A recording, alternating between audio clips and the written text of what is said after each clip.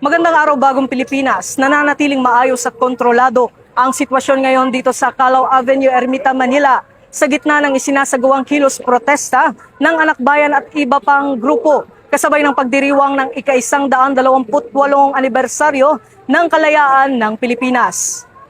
Ayon sa mga otoridad, sinubukan ng ilang rallyista na gibain at lampasan ang inilatag na barikada ng pulisya. Gayunman nananatiling disiplinado at hindi nagpatinag ang mga puwersa ng Manila Police District at Regional Mobile Force Battalion ng NCRPO na nakatalaga sa lugar upang mapanatili ang kaayusan at maiwasan ang anumang kaguluhan.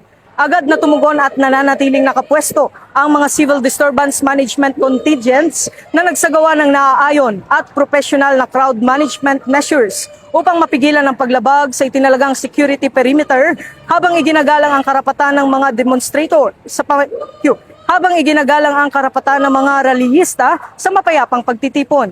Personal ding nagtungo sa lugar si Police Major General Anthony Aberin, Regional Director ng NCRPO, upang inspeksyonin ang deployment ng mga tauhan at tiyakin ang kahandaan ng mga puwersang nagpapatupad ng seguridad.